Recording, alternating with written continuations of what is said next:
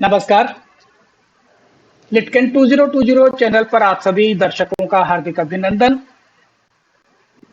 थोड़े से अंतराल के बाद एक बार फिर हाजिर हैं आपके साथ में।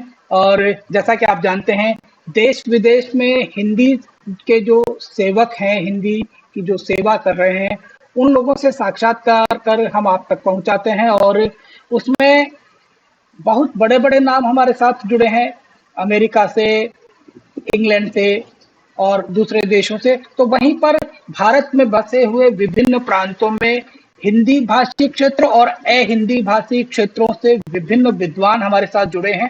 आज भी हम आपसे ऐसे ही एक विद्वान को रूबरू करवा रहे हैं, जिनका अपना एक बड़ा व्यक्तित्व है। उनकी पूरी जानकारी और पूरा परिचय आपसे रूबरू करवा रहे हैं। हमारे साथ में हैं आज डॉक्टर प्रबोध कुमार गोविल, जो कि जयपुर में हैं और जयपुर से बहुत ख्यातनाम उपन्यासकार हैं। इनके काफी संख्या में उपन्यास हैं और साथ ही साथ साहित्य सेवा में इनको बरसों बरस बीत गए हैं। आज हमारे साथ मेहमान जो हैं, मैं नाम जरूर बताता हूँ, परिचय गोविल साहब देंगे तो सबको अच्छा लगेगा। डॉक्टर दामोदर खड़से साहब हैं महाराष्ट्र से, जो कि महाराष्ट्र साहित्य अकादमी के पूर्व अध्यक्ष भी रहे हैं। बाकी परिचय के लिए आपको लिए चलता हूँ डॉक्टर गोविल साहब के पास। डॉक्टर दामोदर खड़से साहब का नाम जो है हिंदी जगत के लिए, देश के ही नहीं बाहर के किसी भी कोने के लिए नया नहीं है। जी। आप लगभग 5-6 दशक से सतत हिंदी की सेवा करते आ रहे हैं और न केवल लेखन के साथ साथ अनुवाद के साथ राजभाषा कार्यान्वयन और अन्य गतिविधियों पर आपका अच्छा कार्य है। आप एक अच्छे कवि हैं, एक कहानीकार हैं, एक समृद्ध उपन्यासकार हैं और 2 दर्जन से भी अधिक बड़ी और महत्वपूर्ण पुस्तकों का अनुवाद आपने मराठी से हिंदी में किया है। आपको अनेकों पुरस्कार प्राप्त हैं। आपकी किताबों के कई भाषाओं में अनुवाद हुए हैं और अभी हाल ही में आया उनका उपन्यास बादल राग एक बेहद लोकप्रिय उपन्यास सिद्ध हुआ था, जिसे अब आप 9-10 भाषाओं में तो पढ़ सकते हैं और कई भाषाओं में शीघ्र ही ये आने की तैयारी में है।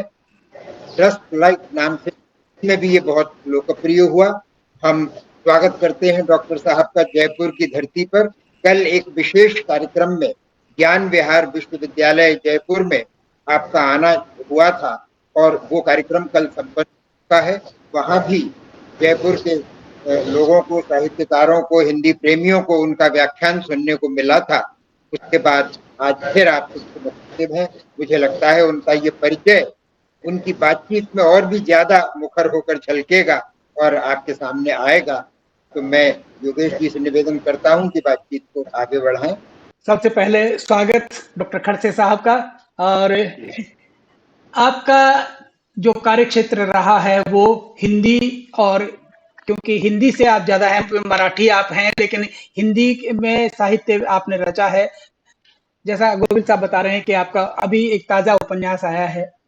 इस उपन्यास से ही हम शुरू करते हैं कि ये उपन्यास किस थीम पर है, इसका जो एक बैकग्राउंड है वो किस तरह से तैयार हुआ, किस तरह से आपने इसमें किया। आप दोनों को नमस्कार। और गोविल जी ने विस्तार से परिचय दिया और आपने जो सवाल किया है बादल राग उपन्यास पर, तो दरअसल मैं एक लंबे समय से कहानियों में भी इस बात को उठाता रहा हूँ कि आज जो शिक्षित महिलाएं हैं, स्त्रियां हैं, उनमें भी पुरुषों की तरह करियर को लेकर एक विशिष्ट आकांक्षा ने जन्म ले लिया है और वो बराबरी में उतनी ही सक्षम है जितना कि पुरुष। लेकिन उनका स्त्री होना कई बार उनकी इस आकांक्षा में एक चुनौती के रूप में उपस्थित होता है। ऐसी स्थिति में जिस प्रकार का संघर्ष कोई स्त्री करती है और अपने आप को विकसित करते हुए यदि किसी कारपोरेट क्षेत्र में आगे बढ़ने की कोशिश करती है, तो कई प्रकार की निगाहें किस प्रकार उस व्यक्ति को थोड़ा सा कम करने के लिए या उसका लाभ उठाने के लिए आगे आते हुए दिखते हैं और किस प्रकार वो सामना करती है। लेकिन सारे पुरुष इस प्रकार नहीं होते हैं कि वो इस प्रकार का लाभ उठाने के ही नियत में हमेशा रहे हों। कुछ ऐसे भी होते हैं जो इस प्रकार की प्रवृत्तियों को और इस प्रकार की आकांक्षाओं को आगे बढ़ाने के लिए मदद भी करते हैं। मूल रूप से स्त्री और पुरुष की जो मित्रता है और वो पवित्र मित्रता यदि निरंतर आगे बढ़ती है तो मुझे ऐसा लगता है कि ये समानता का भाव और अच्छी तरह से विकसित होकर स्त्रियों को और आगे बढ़ने के लिए मददगार साबित हो सकते हैं। ये मूल रूप से इसमें है। अब इसके पीछे तमाम तरह की पारिवारिक स्थितियां हैं, तमाम तरह के मानसिक अवरोध हैं, तमाम तरह के सामाजिक चुनौतियां हैं और पारंपरिक रूप में जो दृष्टि है स्त्री और पुरुष के बीच की उसका विश्लेषण भी करने की कोशिश इस उपन्यास में है। नाम जो है बड़ा रोचक लग रहा है, बादल राग। तो इस शीर्षक से ऐसा प्रतीत भी होता है कि कहीं ना कहीं एक जिस तरह से बादलों का एक राग होता है, मेघ मल्हार की बात करें या तो एक जो हमारे समाज में स्त्री और पुरुष संबंधों की बात है, तो उनको लेकर के आपने इसमें बादल राग जो दिया या इस शीर्षक के पीछे भी कोई विशेष बात रही है? नहीं, आपने सही कहा कि जो निरंतर जो बरस रहा है स्त्री पुरुष के संबंधों को लेकर जिस प्रकार की स्थितियां बरस रही हैं वो ही उसके केंद्र में रहा है। बिल्कुल। बादल राग के अलावा आपके बहुत सारे जे हैं, कागज की जमीन है, शब्दों की दहलीज पर है और गोरैया को गुस्सा नहीं आता। आज गोरैया देखने को नहीं मिलती, तो गोरैया को गुस्सा नहीं आता है या इंसानों का लालच इतना हो गया है कि अब गोरैया उसके आदी हो गई है?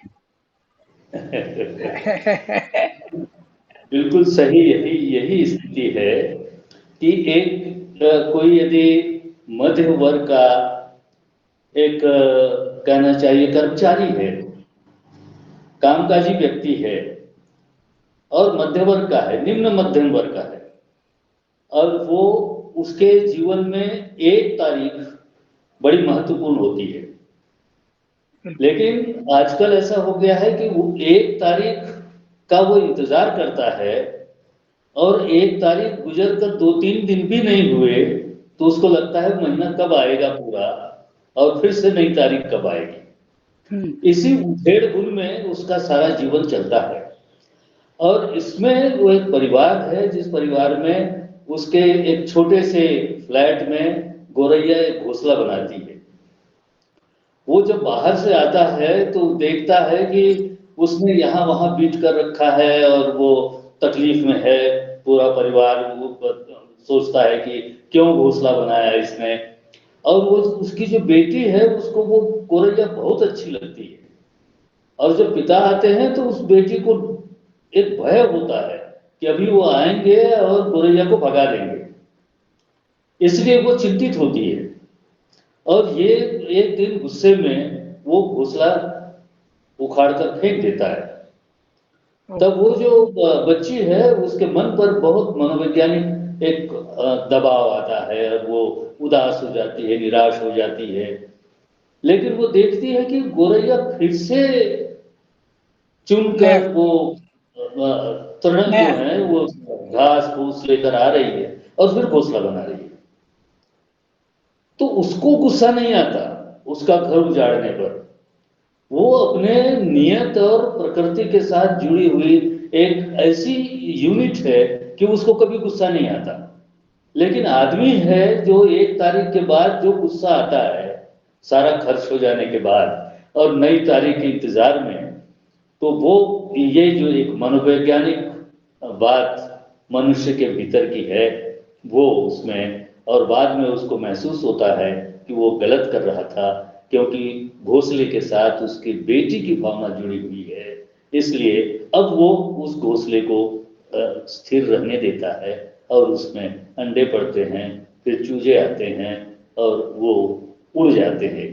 तो ये जो गुस्सा आने वाली जो बात है वो गोरैया को नहीं है, पशु पक्षियों को नहीं है, मनुष्यों में ही ज्यादा है। ये एक बहुत महत्वपूर्ण तथ्य आपने उठाया है कि गुस्सा इंसानों में कहीं इतना ज्यादा हो गया है कि वो कभी कभी तो आतंक की सीमा तक बढ़ जाता है। और जब मनोवैज्ञानिक विश्लेषण हम करते हैं, मनोवैज्ञानिक दृष्टिकोण इसका देखते हैं, तो आपने इसको बहुत अच्छे से समझाया है कि मन मस्तिष्क की खिड़कियां हम खोल नहीं पाए हैं, और शायद इसीलिए आपने खिड़कियां लिखी है। इसके साथ साथ आपने एकांत गाथा। हाँ, वो खिड़कियां का ही मराठी अनुवाद है।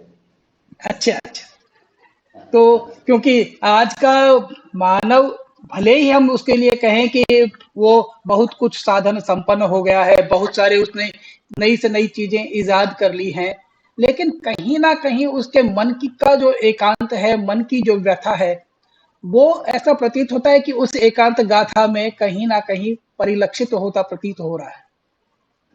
जी जी।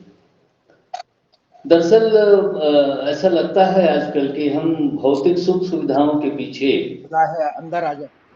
भाग रहे हैं जी। और कहीं ठहरने की गुंजाइश नजर नहीं आती, और जो मिल रहा है उसमें और जोड़ने के चक्कर बिल्कुल। में बहुत सारे रिश्ते जो हैं वो पीछे छूट जाते हैं। हम विदेशों में जा रहे हैं, खिड़कियां में अलग अलग ऐसे पात्रों के जीवन की खिड़कियां। आप जैसा देख रहे हैं योगेश जी कि आपके शीर्षकों से, डॉक्टर साहब के जो शीर्षक हैं पुस्तकों के, उससे एक ये झलक जरूर मिल रही है कि वो एक बहुत बड़े प्रतिष्ठित नामी कवि भी हैं। बिल्कुल उनकी बहुत बिल्कुल। सारी कविता हाँ। संग्रह हैं। तो जी। और आप स्वयं भी कवि हैं, तो कुछ कोई ऐसी भूमिका बनाइए कि उनकी कुछ हम कविताएं सुन सकें या बिल्कुल कविता पर कोई बात सुन सकें। बिल्कुल, कविता पे हम बात करेंगे, क्योंकि सन्नाटों में ही रोशनियां होती हैं, और सन्नाटों में रोशनियों को खड़से साहब ने बहुत अच्छे से देखा है। इसीलिए इन्होंने सन्नाटे में रोशनी, तुम लिखो कविता, लौटती आवाजें, लौट आओ तुम जैसी पुस्तकें भी रची हैं। जी। कविताएं तो वैसे मुझे याद नहीं रहती, लेकिन एक कविता मुझे जरूर याद है और मैं वो जी। सुना सकूंगा। जी। दरअसल कई बार ऐसा होता है कि एक तत्काल कोई भावना जो है भीतर से बहुत ज्यादा तीव्रता से भी बाहर आना चाहती है, तो वो कविता के रूप में वो शब्द ग्रहण कर लेती है। और जब कोई विस्तार से कोई कथा वाली बात होती है या उपन्यास वाली बात है, तो फिर उसका हम विस्तार से कुछ दे सकते हैं। कविताओं में बहुत सारी क्षणिकाएं भी हैं मेरी, बिल्कुल छोटी छोटी, और वो स्वागत। कई बार हमारे आज के भी जीवन को, और एक लंबे समय तक जब हमारा उस तरह का अनुभव रहा, तो और आज भी वो लागू होती हैं। एक दो कविताएं मैं सुनाता हूं आपको। स्वागत। मैंने गोल्ड मेडल के 7 डिग्रियां ली। क्या बात है। मैंने गोल्ड मेडल के 7 डिग्रियां ली। मेरे देश ने मुझे आधी पगार पर मास्टरी दी। हाँ। मैंने गोल्ड मेडल के 7 डिग्रियां ली। मेरे देश ने मुझे आधी पगार पर मास्टरी दी। इस प्रकार बहुत सारी छोटी छोटी कविताएं। कल मैं अचानक सुभाषितों की तख्तियों के बीच गिर गया। हाँ, क्या बात है। कल मैं अचानक सुभाषितों भाषितों के के तख्तियों यों के के बीच बीच गिर गिर गया। गया। हम्म। आत्मा तो सलामत है, आहुति में पेट और सिर गया। वाह, क्या बात है। आहुति में पेट और सिर गया। हम्म। मेरी आंखों के सामने प्रश्नों की लंबी लंबी कतारें। हाँ, क्या बात है। मेरी आंखों के सामने प्रश्नों की प्रश्नों की लंबी लंबी लंबी लंबी कतारें। कतारें हैं। वाह। मेरी आंखें न हुई रोजगार दफ्तर की खिड़कियां हैं। हाँ हाँ, क्या बात है। मेरी आंखें न हुई रोजगार दफ्तर की खिड़कियां हैं। इस प्रकार छोटी छोटी रचनाएं बहुत सारी रही, पर एक लंबी कविता सुनाकर मैं अपनी जी, बात स्वागत। कविता में मैं समझता हूँ कि बहुत बार ऐसा होता है जीवन में कि उसका ज्यादा व्याख्या नहीं करनी चाहिए कविता की, लेकिन प्रस्तावना भी नहीं करनी चाहिए। लेकिन कई बार मनुष्य के जीवन में एक ऐसी स्थिति आती है कि वो थोड़ा सा अकेला हो जाता है, और उस अकेलेपन में बहुत सारी चीजें वो अनुभव करता है। और उसमें फिर एक शीर्षक है, एक सूखा पेड़ खड़ा था नदी के किनारे चुपचाप विरक्त पतझड़ की भभूति लगाए वाह, अंतिम घड़ियों के ख्याल में। क्या बात, वाह। एक सूखा पेड़ खड़ा था नदी के किनारे चुपचाप विरक्त पतझड़ की भभूति लगाए अंतिम घड़ियों के ख्याल में। हम्म। नदी नदी वैसे अरसे से इस इलाके से बहती है, नदी वैसे अरसे से इस इलाके से बहती है। पेड़ के पत्ते सूख कर इसी नदी में बह लेते थे, नदी ने कभी ध्यान नहीं दिया। ओह। इस बरसात में जब वह जवान हुई तो उसका किनारा पेड़ तक पहुंचा। हम्म। इस बरसात में जब वह जवान हुई तो उसका किनारा पेड़ तक पहुंचा। सावन का संदेशा पाकर लहरों ने बांध दिया एक झूला पेड़ के पांव में। पेड़ हरियाने लगा, आह, उसकी धूती धुलने लगी। उसके आंखों के वैराग्य ने देखा एक छलकता दृश्य। नदी के हृदय की उहापों, भंवर, फेनिल बस झूम कर झूमता रहा वह। अब वहां घोंसले हैं, चिड़िया रोज चहचहाती हैं। नदी का किनारा वापस लौट भी जाए कोई बात नहीं, पेड़ की जड़ें नदी की सतह में उतर चुकी हैं। इसका अब वहां घोंसले हैं। आह, अब वहां फिर घोंसला घोंसले। है, उस समय चिड़ियों का था, यहाँ जी। मनुष्य का घोंसला है। हम्म। पेड़ की जड़ें नदी की नदी की सतह में। सतह में उतर चुकी है, वाह, बहुत। यूं ही नहीं हो जाता किसी कविता का जन्म, बहुत प्रसव वेदना सहनी पड़ती है मन मस्तिष्क को, तब जाके होता है किसी एक कविता का जन्म। कुछ ऐसे ही, क्योंकि कविताएं ऐसे ही नहीं लिखी जाती, और आपकी जो क्षणिकाएं हैं वो इतनी चुटीली हैं कि 3-4 पंक्तियों में सब कुछ, सारा दर्द आपने उसमें बयां किया है।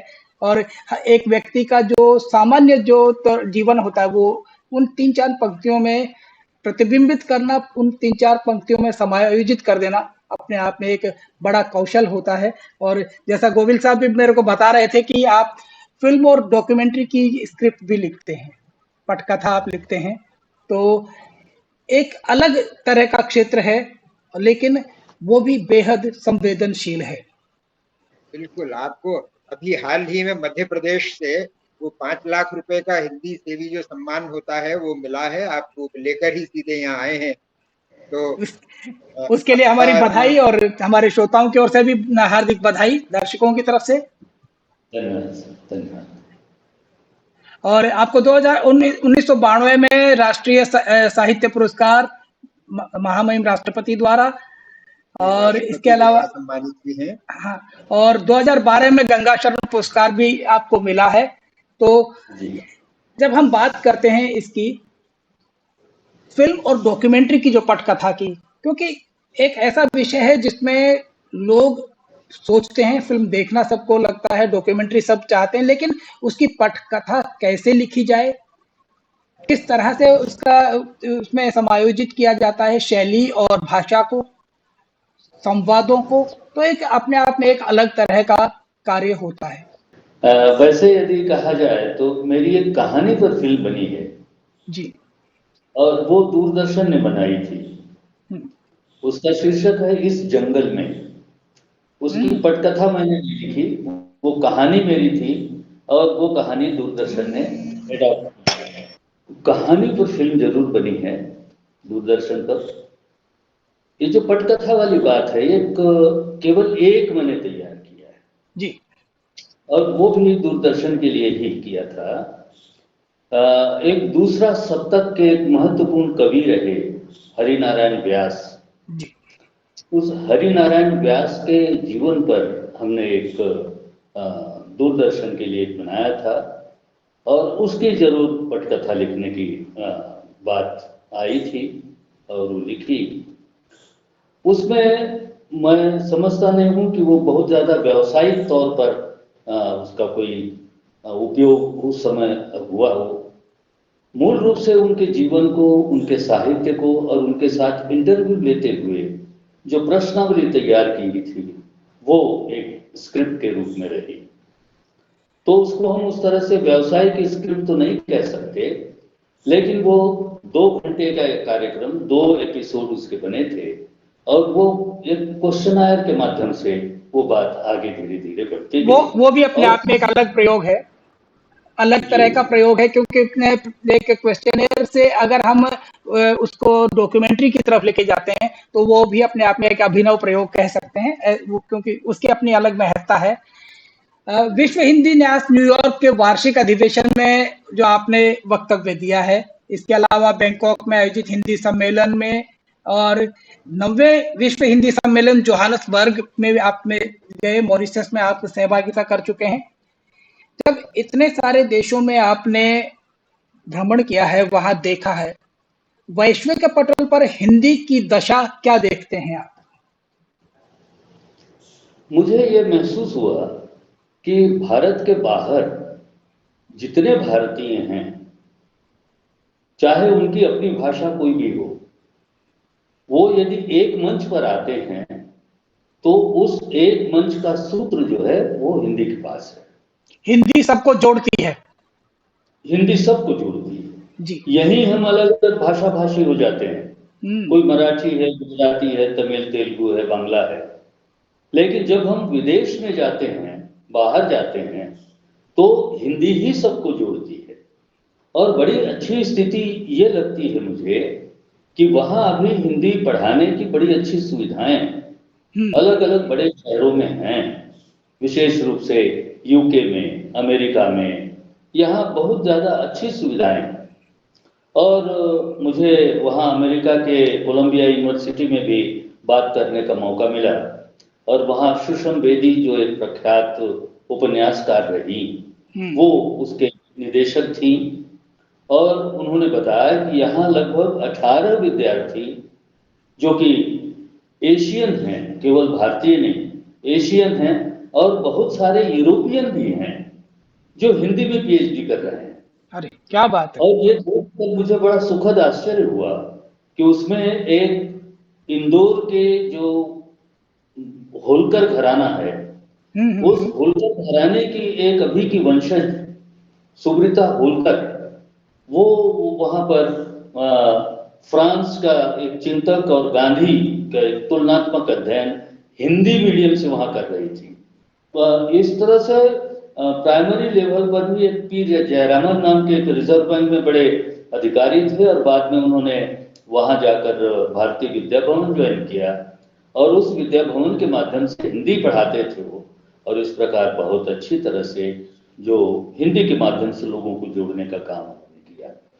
स्कॉटलैंड में पिछले दिनों था, वहां पर मैंने देखा कि गणेश उत्सव में सारे हिंदुस्तानी, वो किसी किसी भी जगह के हों, गणेश उत्सव में वो शामिल होते हैं, और उनके आपस की जो कम्युनिकेशन की, संप्रेषण की जो भाषा है वो हिंदी है। तो इस प्रकार विदेशों में हमको आपस में जोड़ने का काम हिंदी ही करती है, क्योंकि अंग्रेजी तो सबको आती है, बिल्कुल। तो वहां तो उसकी कोई उपयोगिता वैसी नहीं है। लेकिन बाहर लोग आपस में हिंदी में बतियाते हैं।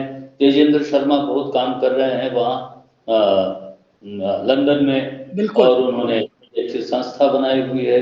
उषा राजेश सक्सेना है, खूब लिख रही हैं वहाँ। डॉक्टर तो जय इस वर्मा तरह है, डॉक्टर जी जय वर्मा जी नॉटिंघम में है, या फिर हाँ, नीदरलैंड में कई सारे लोग जुड़े हुए हैं। जी जी जी। तो तो अभी इस आधुनिक संप्रेषण के युग में, और आपस का ये जो जाल फैला है इंटरनेट का, इसके माध्यम से सारे लोग एक मंच पर आ गए हैं। बिल्कुल। तो ये तो है कि हिंदी का अपना जो अस्तित्व है वो निरंतर विकसित होता जा रहा है। एक थोड़ी सी टीस मन में उभर के आती है कि राजभाषा तो हमारी है, लेकिन राष्ट्रभाषा का दर्जा आज भी हम इसे नहीं दे पाए हैं। भले ही हम इसमें गर्व के साथ कहें कि विदेशों में तमाम भारतीयों को जोड़ने की एक सूत्र भाषा हिंदी ही है, लेकिन हिंदुस्तान में हम हिंदी को वो गौरव नहीं दे पाए जो वास्तव में इसे मिलना चाहिए। दरअसल ये एक मनोवैज्ञानिक बाधा है। हम्म। बहुत एक ओर हम देखते हैं कि सरकार तमाम तरह के प्रयास कर रही है, नियम कानून है, कायदे हैं, सुविधाएं हैं, नियुक्तियां हैं, सब है। दूसरी तरफ हम ये भी देखते हैं कि अधिकांश लोग हिंदी बहुत अच्छी तरह से बोल सकते हैं। कुछ हिंदी भाषियों को दिक्कत हो सकती बहुत एक और हम देखते हैं कि सरकार तमाम तरह के प्रयास कर रही है, नियम कानून है, कायदे हैं, सुविधाएं हैं, नियुक्तियां हैं, सब है। दूसरी तरफ हम ये भी देखते हैं कि अधिकांश लोग हिंदी बहुत अच्छी तरह से बोल सकते हैं। कुछ हिंदी भाषियों को दिक्कत हो सकती है। इस बीच एक मनोवैज्ञानिक बाधा ये है, अब ये यदि दूर कर पाया समय, किसके हाथ में है पता नहीं, वो ये कि अंग्रेजी में अपने आप को अभिव्यक्त करना विद्वत्ता का प्रतीक बन गया है, भद्रता का प्रतीक बन गया है, सामाजिक रूप में उसकी एक हैसियत हो गई है, वो संपन्नता का भी प्रतीक हो गई है भाषा। ये एक साइकोलॉजिकल बैरियर जैसा हमारे देश में है। इसलिए हम देखते हैं कि तमाम दीवारों पर हिंदी भाषी इलाकों में अंग्रेजी सीखिए के बोर्ड लगे हुए हैं। यह एक सामाजिक विसंगति है और इसके साथ साथ प्रशासनिक भी है कि इसमें किस प्रकार की दूरदर्शिता की जरूरत है, किस प्रकार लोगों को, विशेष रूप से वरिष्ठतम लोगों को। अब ऐसा हो रहा है कि आईएएस परीक्षा में मैं एक उदाहरण जरूर इस मामले में देना चाहूंगा कि जब मैं स्कॉटलैंड में वहां के राजदूत से मिला तो वो भी कविताएं लिखती हैं और बाद में वो दक्षिण अफ्रीका में भी राजदूत के रूप में पोस्ट की गई। उन्होंने कहा कि मैं विज्ञान की विद्यार्थी हूं और अंग्रेजी के माध्यम से मैंने यूपीएससी की परीक्षा पास की, लेकिन मुझे जो विभाग दिया गया वो अकाउंट्स था और वो मुझे बिल्कुल पसंद नहीं था। इसलिए मैंने निर्णय लिया कि मैं फिर से परीक्षा दूंगी और वो परीक्षा उन्होंने हिंदी मीडियम से दी, हिंदी प्रिंसिपल सब्जेक्ट लेकर दी, जबकि हिंदी उन्होंने 10th के बाद पढ़ी नहीं थी। सारा जीवन उनका विज्ञान में बीता और अंग्रेजी का ज्यादा की करीबी उनकी रही, लेकिन ये निर्णय उन्होंने लिया और उसके बाद उनकी रैंक बढ़ी। वाह, क्या बात। और रैंक बढ़ने के बाद उनको आईएफएस मिला, फॉरेन सर्विसेज मिला और वो उसमें नेपाल और अलग अलग देशों से होते हुए स्कॉटलैंड की राजदूत नियुक्ति की गई। तो ये एक माध्यम है, लेकिन ये माध्यम एक तो बहुत प्रचारित नहीं है और इसके प्रति लोगों में उस तरह का आत्मविश्वास जगा नहीं। इसलिए जो हिंदी भाषी लोगों में भी या हिंदी जानने वालों में हम भाषी तक उसको सीमित न रखें, वो विद्वता, वो बौद्धिकता, वो जीनियसनेस है, लेकिन उसको विकसित करने के लिए या उसको रास्ता दिखाने के लिए यदि कोई अच्छा माध्यम मिलता है, अब यूपीएससी ने तो खोल दिया है, आप परीक्षा में बैठ सकते हैं, आप उसमें हिंदी में साक्षात्कार दे सकते हैं, सारी सुविधाएं हैं, लेकिन जो भीतर आत्मविश्वास है वो पैदा करने की जरूरत है। बिल्कुल बिल्कुल। एक खड़से साहब, एक जो चलते चलते हम आपसे एक आखिरी सवाल पूछेंगे कि हिंदी और अ-हिंदी क्षेत्र जो भारत में एक नामकरण अलग अलग कर रखा है, कहीं ना कहीं एक बंटवारा अनजाने में कर दिया गया है।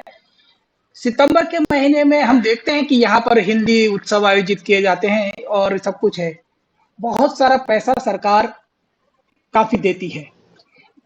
थोड़ा आश्चर्य तब होता है जब हिंदी बहुल क्षेत्रों में भी आप उन चीजों को प्रचारित करने का प्रयास कर रहे हैं, किस लिए? जबकि होना यह चाहिए कि अ-हिंदी भाषी या हिंदी कम जानने वाले क्षेत्रों में यदि इसको प्रसारित किया जाए, ये राशि वहां खर्च की जाए, तो क्या ये उचित नहीं होगा?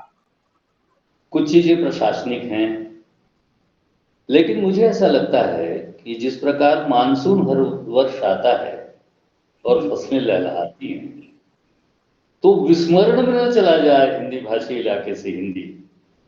इसके दो कारण हैं। राज्य सरकार में जब तक कर्मचारी काम करता है उसको अंग्रेजी याद नहीं आती। बिहार में, उत्तर प्रदेश में, मध्य प्रदेश में, शायद राजस्थान में भी। बिल्कुल। राज्य सरकार में जब वो काम करता है तब हिंदी विस्मरण में जा ही नहीं सकती। लेकिन उसी प्रदेश का आदमी यदि ऊपर के ओहदे पर है और सेंट्रल गवर्नमेंट में है तो वो अंग्रेजी का इस्तेमाल करने में अपने आप को दूसरों से बड़ा घोषित करने की कोशिश करता है। बिल्कुल बिल्कुल। इसलिए उसको भी याद दिलाने की जरूरत है साल में एक बार। अब उसका उपयोग कितना होता है वो समय बताएगा जी। अब हम लोग बैंक में काम करते थे, सबसे कम काम हिंदी का, गोविंद जी बैठे हुए हैं यहाँ जी, दिल्ली और आसपास में होता था हिंदी में, जबकि कोई ऐसी बात नहीं है। तो इसलिए मुझे लगता है इस बारे में हमारा देश बिल्कुल एक है।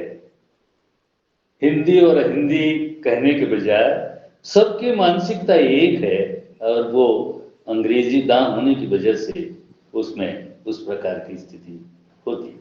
चलिए, बहुत अच्छा लगा गौडसे साहब आपसे बात करके, और जिस तरह की आपसे बातचीत हो रही है, जितनी विद्वतापूर्ण आपने बातें की हैं, और आपका जो स्वयं का जो एक लेखन है, आपका जो स्वयं का एक अलग ऑरा है जिसे हम कहें, और क्योंकि आप साहित्य अकादमी से भी जुड़े हुए हैं, महाराष्ट्र साहित्य अकादमी के आप अध्यक्ष रह चुके हैं, इसके अलावा भी विदेशों तक आप गए हैं, तो जाहिर सी बात है कि हमारे दर्शकों को आपसे जो की हुई बातचीत है इससे काफी कुछ सीखने को भी मिलेगा, और समझने वाली बात है कि कुछ विचार करने, मनन करने जैसी स्थिति भी बन पड़ी है। गोविल साहब। हाँ, नहीं बिल्कुल, आप बहुत ठीक कह रहे हैं। तो ये जो इसका जो उद्देश्य जो है,